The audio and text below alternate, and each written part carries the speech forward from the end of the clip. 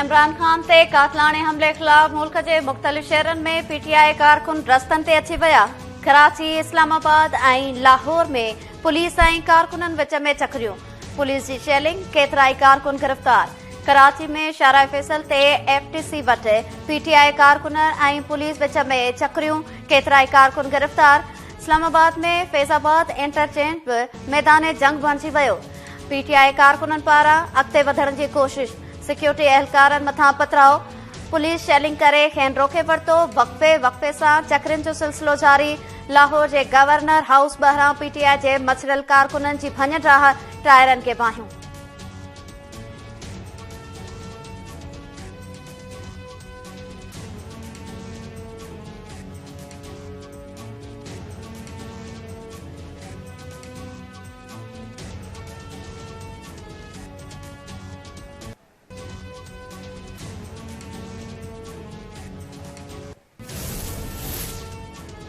इमरान खान ते हमलो सिधो सो मज़हबी इंतिहा पसंदीअ जो केस आहे। वाक़े बाद पीटीआई जो इख्तियार कयल रस्तो तबाही जो रस्तो आहे। वफ़ाक़ी घरू वज़ीर राणा सनाउल्ला चयो आहे त असां मज़हबी इंतिहा पसंदी भोगे रहिया आहियूं। हाणे सियासी इंतिहा पसंदीअ जो बि ॿिज छटियो पियो वञे। इमरान खान ऐं पीटीआई क़यादत पंहिंजे रवैये ते नज़रसानी कनि। इमरान ते हमले जो जवाबदार पंजाब पुलिस वटि आहे। जवाबदार जी वीडियो बि गुजरात मां लीक थी। जवाबदार जी ॿी वीडियो गणती जोगी आहे।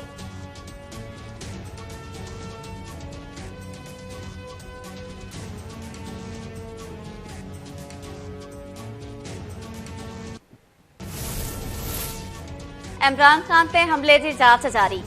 जांच टीमुनि गोलियुनि जा 11 खोल हथ करे वरिता। वाक़े वारे हंध तां गिरफ़्तार कयल जवाबदार जी हिकु ॿी वीडियो बि साम्हूं अची वई। जांच ज़रियनि मूजिबि वाक़े वारे हंध तां 9mm पिस्टल जा 9 खोल ऐं 2 खोल ॿिए हथियार जा मिलिया। ॿई हथियार मिलियल खोल कंटेनर ते मौजूद कंहिं हथियार जा थी सघनि था। नवीद खे हथियार फराहम कंदड़ 2 जवाबदार वकास ऐं साजिद भट्ट बि गिरफ़्तार। साम्हूं आयल ॿी वीडियो में जवाबदार जो चवणु आहे त संदसि टारगेट रुगो इमरान खान हुयो।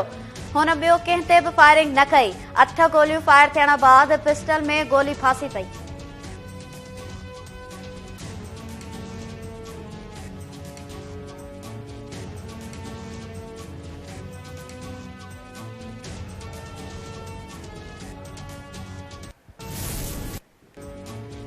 इमरान खान ते हमले के पीटीआई सियासी रंग ॾियण जी कोशिश करे रही आहे।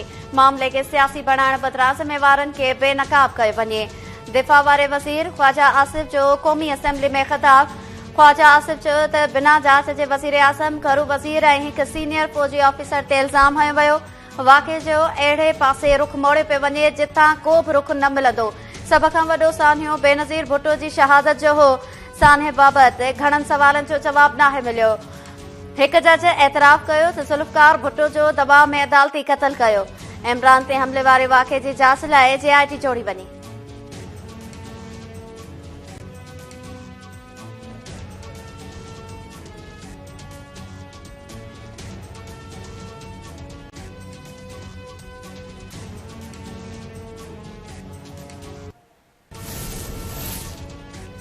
वॾे वज़ीर सूबे में ॿोॾ सबबि मुतासिर थियल रस्ता बहाल करण जी हिदायत करे छॾी।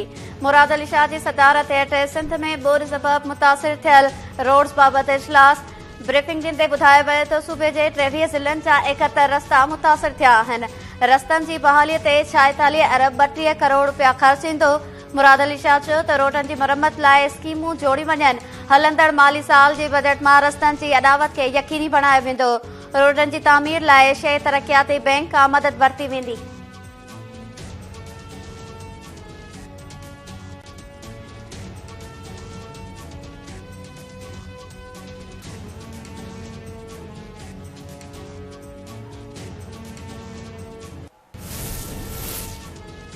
हाला में पुलिस पीटीआई अॻवान मखदूम फज़ल, मखदूम मोहसिन ऐं म्यूनिसिपल कमेटी जो अॻूणो चेयरमैन मखदूम अमार हैदर खे गिरफ़्तार करे वरितो। पीटीआई अॻवाननि जी प्रेस कॉन्फ्रेंस खां पोइ पुलिस जी कार्रवाई। अॻवाननि जी गिरफ़्तारी दौरान कारकुननि जी सख़्त मज़ाहिमत। चकरियुनि खां पोइ टिन्ही अॻवाननि खे गिरफ़्तार कयो वियो। डीसी ऐं एसएसपी मटियारी चयो त कानून हथ में खणंदड़नि खे सख़्तीअ सां मुंहुं ॾिबो। कंहिं सां बि रिआयत न थींदी। गिरफ़्तार थियल समूरनि माण्हुनि ख़िलाफ़ केस दाख़िल कयो आहे।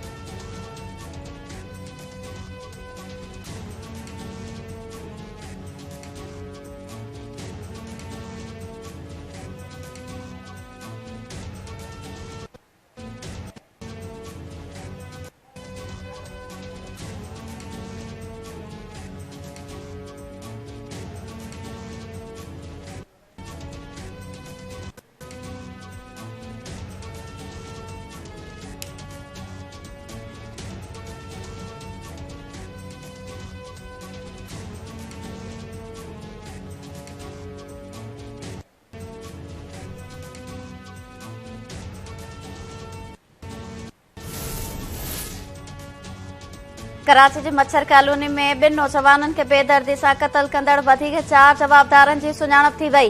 कराची ओलह जी अदालत गिरफ़्तार जवाबदार रहमतुल्ला, अमीन, जान आलम ऐं इमरान खे सुञाणप थियण बाद ॿीहर पुलिस हवाले करे छॾियो। केस में 19 जवाबदार नामज़द थियल।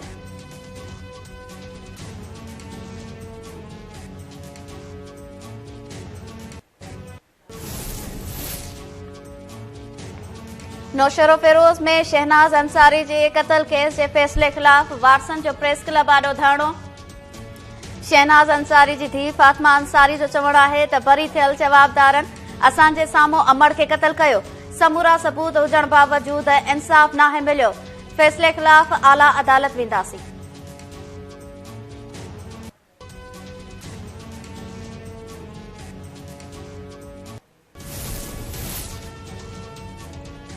सिंध में पैरामेडिकल स्टाफ ऐं ॿिए अमले जो कोरोना रिस्क अलाउंस जे ख़ात्मे ख़िलाफ़ ऐं ॿियनि मुतालबनि जी मञत लाइ एहतजाज जारी।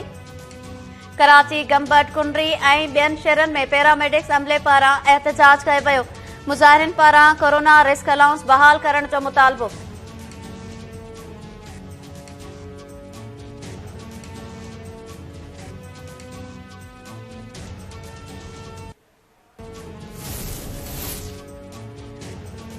ट्विटर जे नए मालिक एलोन मस्क ट्विटर मां मुलाज़िम कटण जो ऐलान करे छॾियो। ट्विटर जे 7,500 मुलाज़िमनि मां अधु खे फ़ारिग़ कयो वेंदो।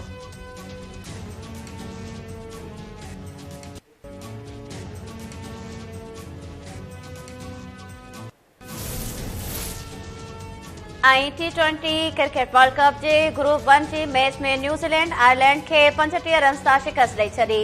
ग्रुप 1 मां न्यूज़ीलैंड इवेंट जे सेमीफाइनल में पहुची वियो। पाकिस्तानी टीम बांग्लादेश ख़िलाफ़ मैच लाइ सिडनी खां एडिलेड रवानी। पाकिस्तानी टीम आचर ते बांग्लादेश ख़िलाफ़ मैच खेॾंदी।